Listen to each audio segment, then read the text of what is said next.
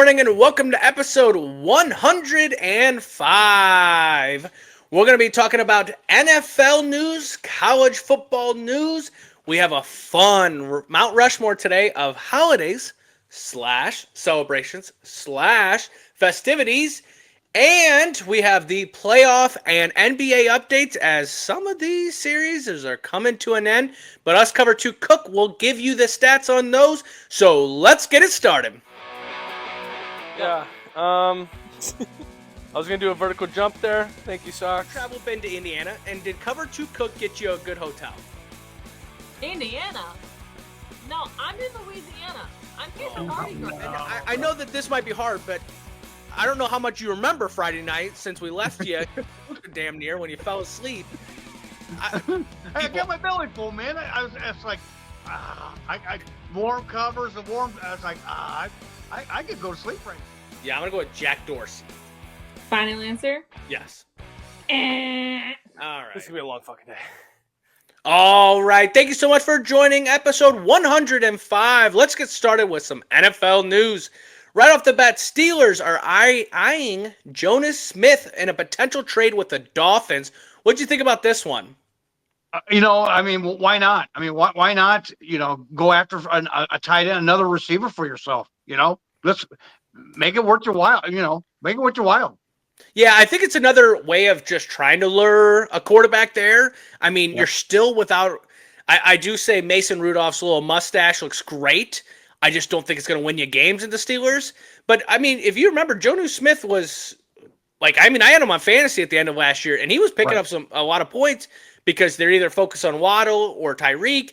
I don't know if he's going to get that same attention in Pittsburgh with an offense that likes to run the ball, and he's not a blocking tight end. But I think it's a way to just supplement something with DK and try to bring in a quarterback, I guess, because it's either Aaron or Kirk Cousins at this point, I believe. Yeah, and I here's another deal too is that, he was more like for Miami, more of a didn't they use him out of the backfield sometimes too? Yeah, he caught bubble screens and stuff like that, or 5-yard outs real quick. Right. Yeah. Is that what they're going to do with because Rudolph can't get the ball down the field? It's do stuff like that. So I don't know. I just you already have a tight end in Vermouth that you can't get the ball to him either. So I don't know. Unless some of these teams are really thinking about that double tight end atmosphere because we've seen it be successful. I don't see how these two are comparable. Pat Freiermuth is a great blocking tight end. Right. Catching the ball, okay. This Jonnu Smith is a good catching tight end. He's very he's very in between a wide receiver and tight end. So I don't see him out there when it's a, two tight end formation to try to get a 5-yard run or something like that. Right. He's going to be out there for passing opportunities. So we'll see. I think this, again, I still think this is the Steelers saying, hey, Aaron, we're still trying to make moves. Or it's, hey, Kirk Cousins, when we call, you can accept this one because remember, Kirk Cousins has a no trade clause. Right. So if he doesn't like where Atlanta's thinking about trading him, he can say no. So I think this could be another way of saying, hey, if we don't get Aaron, this is Kirk on the side. Kirk, look what we've done so that you can have a team. Right. In other news, ticket sales have been paused for the NFL London games to ensure genuine fans are purchasing tickets. Are they going to do this for the Super Bowl as well? Because let's be honest, all it is corporations buying tickets and then sending them or giving them out or selling them up for upcharge prices. That happens everywhere. So for them to do it in London for genuine fans, I'm sorry, but if you're in London, can you even consider yourself a genuine fan? How many games a year do you get it? Not, so I find it a little funny, but them pausing the NFL London games when the Super Bowl is all this is. So what do you think about this one? Yeah, I genuine fans. Well, what does that mean? There's a whole for genuine. So how many fans do you think are over in England? You know what is popular over in England? Football, and not the pigskin, the soccer. So maybe it's because they're trying to get more. That one team that might move over there might be Jacksonville. Yeah, they've been talking for years about if the first team to go over there would be one of them, not an expansion team. You wouldn't expand, but you would move Jacksonville to there. So I don't know. I don't get what the genuine. I mean, I know. I guess I'm not understanding genuine. I mean, that the main sport over there is soccer. I'm telling you. So I don't get it. That's why I didn't understand the genuine, because as well, like, you don't have a home team. And I think it's them trying to be like, okay, we're trying to expand the games to get more fans. So we want people that are going to want to actually be at the game, not just given a ticket to go to the game. At the same time, then try to do this elsewhere. Like, I guess and isn't there multiple London games? Yeah. Yeah, so, like, let's not act like this is happening. You know, I guess that one where I saw they paused it, the NFL paused it. It was like, whoa, you guys can do that? Because you guys really do that in our Super Bowl so that actual genuine fans can go to the Super Bowl and afford it, as besides of what the price is when you a Super Bowl is a once in a lifetime ticket now these days. Oh yeah, corporations have bought all the tickets up. That's what they're giving the tickets to, is corporation. Plus, you can watch it at home and don't have to deal with none of the BS that goes with that. So I'm kind of not. I mean, other than they're just trying to stop to see if they could get more interest from over in London, more people to do it. But that's gonna be hard. That's a hard sell to a soccer fan base. That's a hard sell. Yeah, I don't know. I mean, they're pretty entertained with, like, rugby. So I think when you think of rugby, it is a mix of, you know, a little bit of that football side. I just think the way the football is such a, you know, a huge thing, like in the U.S., people want to be a part of it one way or another. So in other news in the NFL, Joe Flacco has chuckled as he was asked questions about mentoring young quarterbacks like Shadur Sanders and Dylan Gabriel. What did you think about this one? Well, you know what he's probably thinking? I got still something left in the gas tank. Yeah, I can still play, and I'm not here to mentor. I'm here to play, not to mentor. I'm sorry. He's probably not. You know, I've got a little something left. Yeah, but Joe, you have a little bit left, but you don't. Can you do 17 games? No. And the future is with those guys. You know, and if they don't feel like that, because maybe that's the way they want to go with, is for him to mentor. And if they don't, they may cut him. And you know what? He probably wouldn't mind, because, you know, they had to get him off the scrap heap a couple years ago to play in. Was it in Cleveland? It was in Cleveland, yeah. Yeah. So I mean, he played for Indianapolis last year. So I think he wants to compete for the job and play. Yeah, if I'm going to stay off the couch, I want to be able to play. Yeah, I think when you look at it, I don't think he's the odd man out. I think it's Kenny Pickett that's the odd man out. They're not going to release one of these quarterbacks they drafted. No. Then why did you draft him? They're not going to do that. I think Kenny Pickett's the odd man out because Stefanski has a relationship with Joe Flacco. Obviously, Joe Flacco came off the couch, took him to the playoffs, and things like that. So I don't see him I just don't understand this whole, like, why older players have to mentor the younger. Like, we saw the whole Brett Favre, Aaron Rodgers situation. We saw Aaron Rodgers not do it with Jordan Love, and everyone just throwing this huge fit. I mean, when I go to work every day, if I know that I'm on my way out or I'm on my way to a different position, I will mentor. But when it's my position and it's whether it's me and someone else, piss off. I want my paycheck just as bad as that next person does. So you go figure it out. And I guess I just don't understand this. Like, does that happen in the media world? Is there a mentor in the media world that happens? Like, I guess, don't get me wrong, there's probably someone you look up to or you talk to and try to get their advice. But, like, Joe Flacco's doing that in the rooms, but getting those questions all the time, he ain't doing it all the time. Right. Yeah, I mean, he's probably doing, these guys are probably watching his mannerisms and thinking, hey, maybe we should follow that. You know, this is what a professional quarterback in the NFL does, and maybe the organization is asking, and he's pushing back. No, screw them. I'm here to compete. If I didn't want to compete, just mentor, then I can stay home and do that. I mean, he thinks he's got something left. Yeah, I think he does too. I mean, the way that Indianapolis ended, I think he's got something. I think this will be the nail in the coffin, because if you're going to go to a team, it wouldn't be Cleveland. No. Well, we got to talk about some college football news. Hilarious college football news coming out. Ohio State. We talked about this a couple podcasts ago that There was a bill introduced about not playing Saturday on Fox games. So they reached out to Texas week 1. They played Texas. They said, hey, can we switch this game to Sunday night instead of Saturday at noon? Texas AD came back and said no. Now, the reasons why he said no were because he didn't want the team to be on a short week. Obviously, they would be a day later, right? And he said no game on Sunday because I've got to get to church. So Ohio State, welcome to Texas, because that is right there, Texas mindset. That Saturday is going to include Alabama versus Florida State, LSU at Clemson, and then Ohio State playing Texas, right? If they would have switched it to Sunday, that would have been the same night, same time as Notre Dame versus Miami, and we all know you don't mess up viewership when it comes to Notre Dame. You will get outviewed. What did you think about hearing about all this? Yeah, he's trying. Maybe they're trying to get a advantage out of this. I don't see how. I don't understand why they want to move it to Sunday. I don't get that. I mean, maybe as a standalone game, but who's going to get that? I mean, is Fox going to readjust everything to cater them to Sunday? Usually it's the other way around. The networks don't. I mean, they don't cater unless the NCAA says you will have this game on this day. You know, due to an unforeseen circumstance like weather or something like that. That's the only time games get moved. Other than, they'll get moved from a day to a night, yes.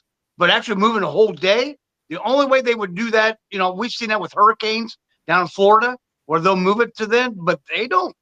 These networks, Fox and ESPN and all these guys, they've got contracts and they've got big money stuck in these things, and they want the primetime game. And I'll bet you money on it. It's Fox that's got the game. You got Gus Johnson and I don't know, can't remember who his other, and they'll be down there. Yeah, no, I definitely don't. I don't see any advantage in this. It's week 1, right? There's no advantage to it. Right. Outside of maybe like Texas saying they were a day behind now because of this. I also laugh because like the AD just being like, we go to church on Sundays. Like that is hilarious. I think that is like that is what I imagine for Texas football, is just that comment being said. I just think this is a way of Ohio State saying that. Like I'm surprised that they didn't ask for a night game instead of saying day game. But I wonder if Alabama, Florida State's got already a game on that night with ESPN, blah, blah, blah. If LSU and Clemson, because you got to think the SEC and ESPN have a deal together. So they're going to play their games on ESPN. Right. Well, that's 2 SEC teams playing pretty big games. So I could see where they couldn't get that night game. They don't want to do the afternoon. And we've heard that from Ohio State that they say that they don't want noon games is because they don't have enough time to tailgate. Right. So they want to play it. So playing on a Sunday kind of just made me laugh a little bit. As like, so now you want to compete with Notre Dame and Miami? Carson Beck is playing against Notre Dame that should have played in the playoffs. Like that, those storylines are way too good to even mess with that. No way. Just stay on a Saturday, enjoy it, Ohio State. And, and I guess also too, like, don't you want a ring ceremony to have like a fun little atmosphere? You're already talking about trying to change a game when you're supposed to have your ring ceremony. Right. Or your banner thing. But yeah, funny news out of college football. I definitely thought when I read this morning that the Texas AD just, and I like, if it would have been the other way around, Ohio State would have been like, I don't know, but like him just saying, nah, we go to church on Sundays.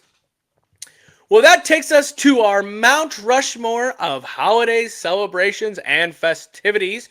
We're going to add Lisa into this one because there's so many good ones that we wanted to make sure we get as many as we can. So, Lisa, will you join us for the Mount Rushmore? And there she is.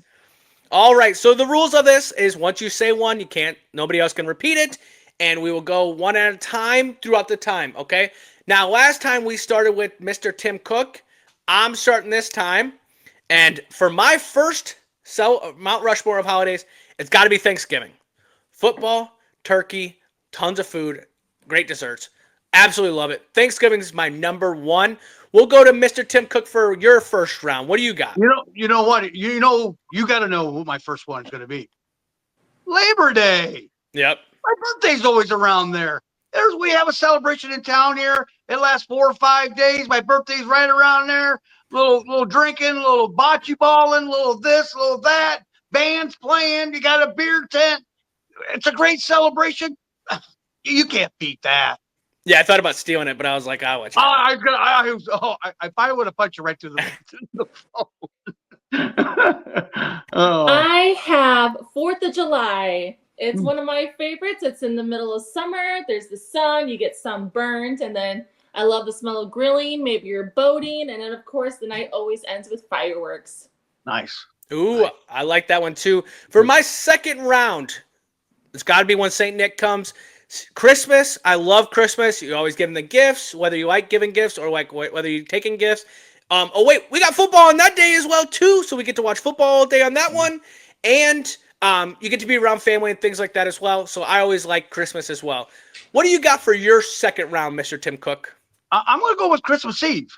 Our family is Cook family. We celebrated on Christmas Eve.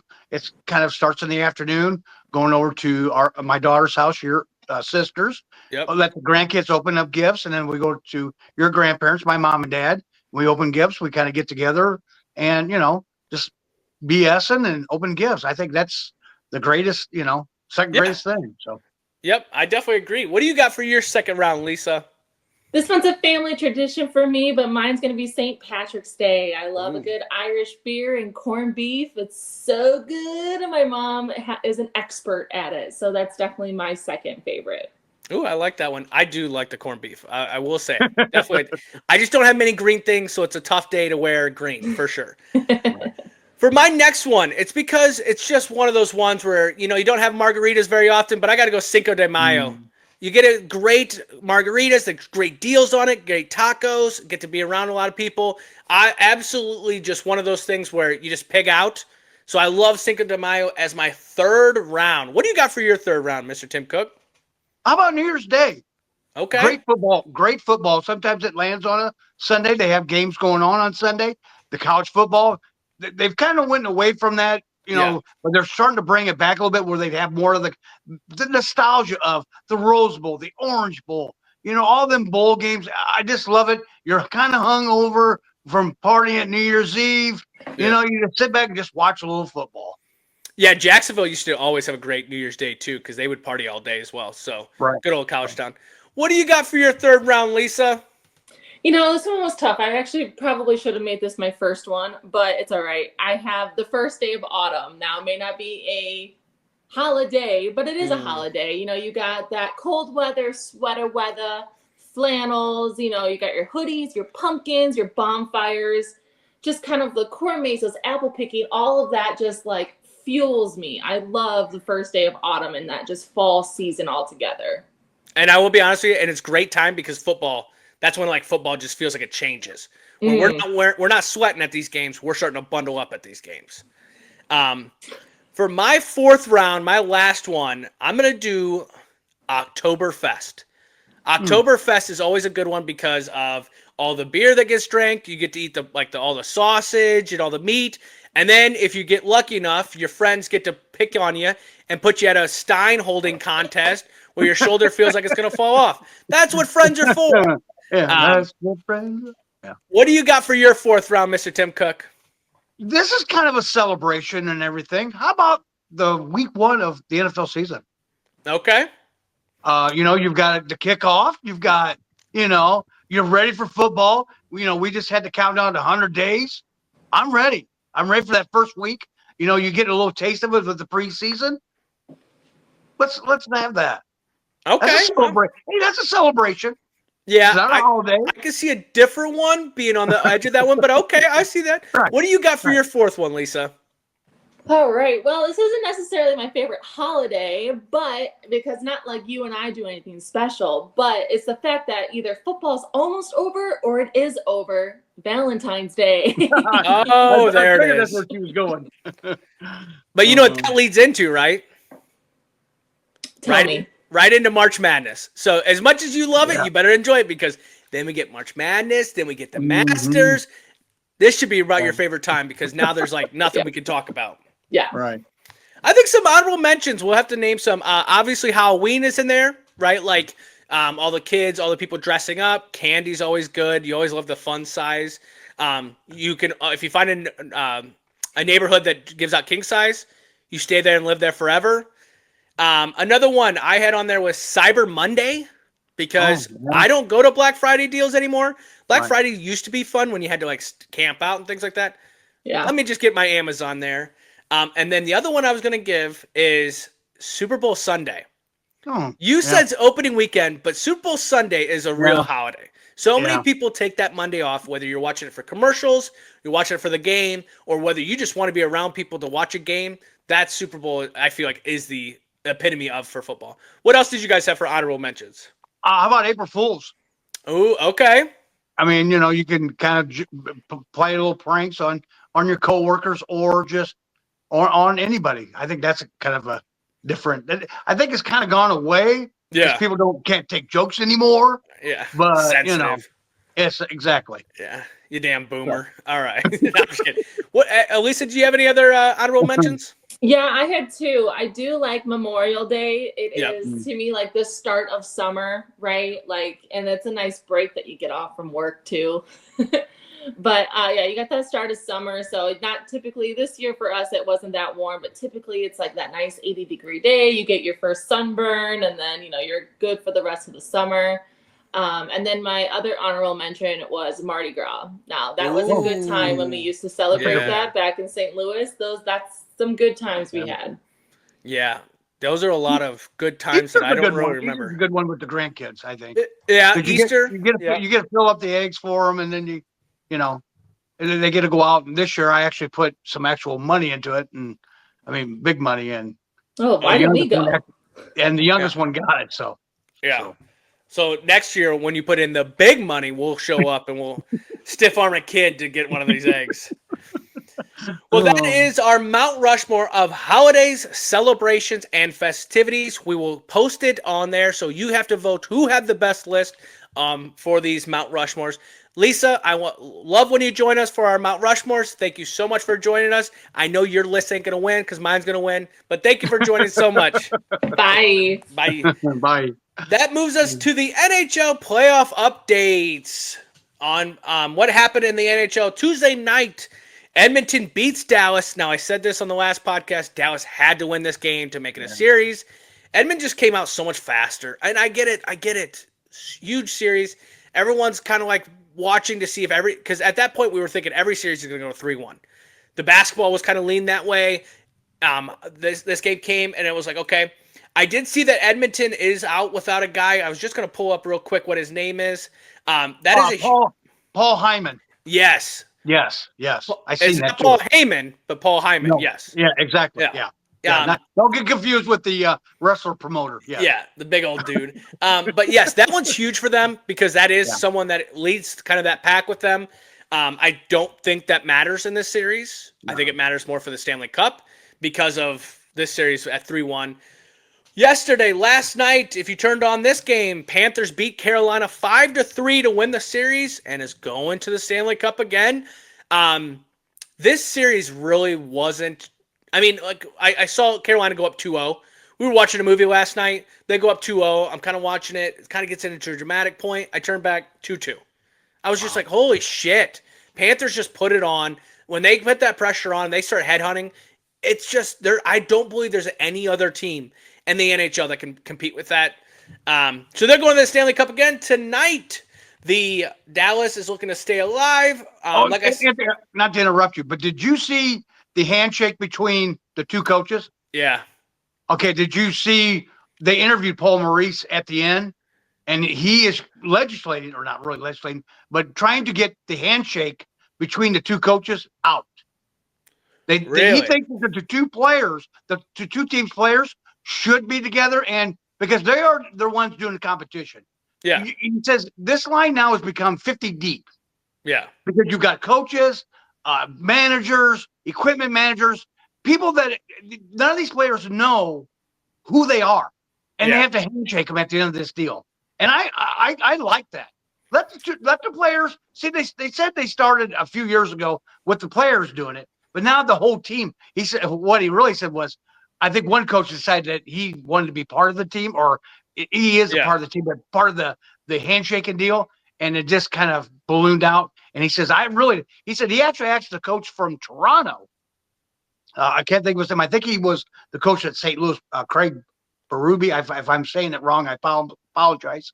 And he asked him, and he said, "Yeah, I definitely agree that we should get away from this." He said, "Let the two teams and the players do it, but as far as the coach and the coach, if you want to kind of go by the box and because both teams are on the same side, just a handshake and done, walk away." I thought that's what they did last night, though. I thought the two they coaches did, but he wants to get it.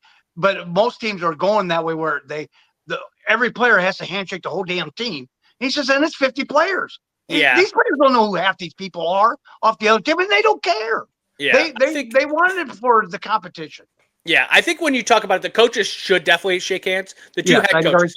I think that the trainer thinks they're a part of the team. Don't get me wrong. Are they good assets to the team? Yes. But you're not a part of the team. Like, you're not. Like, it's like having the greatest fan be able to come on the ice. And my other thing about it, too, is, like, I understand that they're used to being on ice, but all it's going to lead to is injury eventually, where a manager doesn't know how to step on the ice and they slip off and things like that. I think that Paul Maurice was kind of hitting that way, too, as well. I definitely saw that. Tonight, Dallas is trying to look to stay alive against Edmonton. I definitely think they won't. Actually, I think Edmonton wins this game. I think our series ends, and now we're looking into the weekend. I don't know when the Stanley Cup starts. I don't think they expected for both series to go 4-1 in this thing. Kind of sad how bad it is. I unfortunately don't have high hopes for what the Stanley Cup is going to be either. I think Florida's going to dominate this series. I hope not. I hope we get a 6, possibly this Game 7. But I just think Florida is just too tough in this one. What did you get from the NBA updates?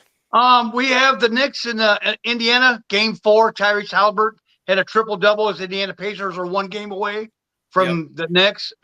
They won 31-21 Tuesday night. I mean, they just ran right past them. I mean, the Pacers had 22 fast break points. They just couldn't stop them down. And you could tell early that this game was going to get out of hand. I was watching, and it was at the end of the quarter, they had 43 points. Pacers did. And it's just like, the Knicks are not that kind of – they have to clamp you down kind of defense. They can't allow 43 points. Well, they end up giving up 130. And then they had 17 turnovers for the Knicks. You can't have 17 turnovers, and they converted on 20 points of that. Jalen Brunson had 31 points in a losing effort, but only 2 in the fourth quarter, and he sat some of the time. There's been commotions about maybe sitting Brunson, not playing Brunson and Towns at the same time. I'm like, I don't know, but they're just not, in Towns. Now he's got a left knee injury. He's questionable. I would say he's probably going to play tonight. I didn't see anything that said he wasn't. So I say they're going to play. This is going to be tough. I mean, I don't know. Game 5 tonight in a do or die situation for him. I don't know. I think this looks like to me that the Pacers are just a little quicker than the Knicks. They're just a little quicker, and this could be over tonight. Yeah, I do have a question real quick, though. Do you feel that Jalen Brunson is a defensive liability? Is that why they're sitting him? I mean, he can score the ball. He's pretty good, but, like, defense-wise, he is – and I get it. It's not really because of his, tenacity or – motor, but it's because he's shorter and he's just a liability, it feels like, and that's I feel like why they're sitting him when they need to get back on points because they got to stop him. Right. And another thing too is you don't see too much in the NBA. I mean, I don't want to them players at that height, you don't see them dominate very often. Yeah. You see more of the 6'7", the Jason Tatum's a 6'7", 6'8", Jaylen Browns, the bigger guys. Them are the ones that's going to dominate your NBA, not a 6'3" or 6'4" point guard. It's just not going to happen. I mean, I thought Cat would kind of come back a little bit harder in this game, and he just didn't. And then once he got that knee injury, he was done. I mean, he didn't look like he could get around very well. He was a typical Cat game. It was a typical Cat game. Like, it just nowhere to be found. And another thing too is Naismith played great defense on Brunson all night long. Which is a great segment into the Minnesota OKC. This game was a blowout. I mean, OKC just blew them out, 124-94. The defense for OKC, they forced 21 turnovers, and Ant-Man just looked confused. They had Jalen Williams and Lou Dort on him all night, and he looked like he didn't know what to do. And Randall didn't step up like. He stepped up on a couple games, one game, and that was game 3. It was just the energy. They just had more energy, and they proved that this is a good team. This is a 68 win team, and everybody thought, well, they regular season. This is a very good team. When they want to play defense with Jalen Brown and or Jalen Williams, not Jalen Brown, Jalen Williams and Lou Dort, they're tough. And then they still can come back with Caruso, which plays great defense, and Holgren. So I mean, that's just OKC was up 65-32 at the half. I mean, this game was over at halftime. I mean, that's too bad. SGA had 34. They played the winner of the Knicks and Pacers, which the NBA Finals don't start until Thursday, a week from today. Yeah. So there is some questioning. Is that will there be a little bit of rust come game one? Again, I don't know. I'm almost, whoever wins has got to go to OKC because that with 68 wins, I would assume that they had the most wins. So, there could be a little rust coming out of game one for them guys next Thursday. Yeah, and Pacers weren't number one seed either, so they would have to go there anyway. Yeah. I do want to see Pacers OKC because two small market teams, for one. Yeah. Two, because they both run. They're going to go and go and go. So watching that happen, and both teams play defense. Right. Wait, do you actually play defense in the NBA? These teams do, and they're going to possibly play in the NBA Finals.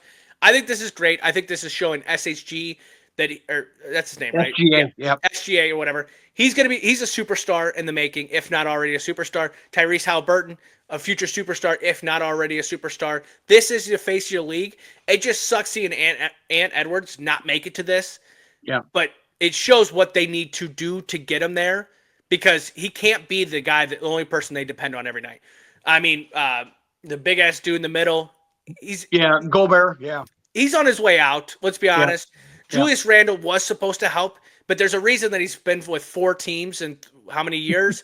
It's not working out. So, and I think Ant Edwards is going to come back crazier. I mean, the way that guy can just jump, shoot, everything, I think that's the future of the NBA, but these two are going to get their shine. Well, and Anthony, you got to remember, he's only 23. Yeah. He's still a young man. So, I mean, you've got SGA that's, I don't know if he's like 24, 20. I mean, he's a little bit older than him. I mean, the sky's the limit. If they can get somebody else in the middle for him.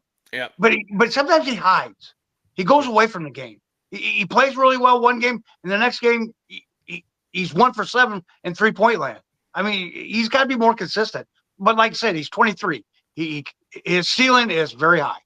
Yeah, he reminds me a lot of like LeBron Miami Heat days. Just take it to the rack every time. They're either going to foul you or you're going to dunk on them. Right. Like there's nobody that's stopping that momentum. You're too big. You're too strong. Just go take it at him. And I feel like that's what he didn't do in this OK series. He tried to do too much shooting, and that ain't going to work out when you get double team all the time. Yep. Well, that is episode 105. We talked a little NFL. We talked a little college football. We did our Mount Rushmore of holidays / celebrations / festivities. And we did NBA or NHL playoff updates and NBA playoff updates. We want to thank everyone for joining. Have a great weekend. Hopefully we get some sports over the weekend as some of these series might be literally over tonight. But we will be back on Tuesday. Follow us on Instagram, Facebook, TikTok, Twitter, whatever you can find us on. Have a great weekend, and we'll talk to you on Tuesday.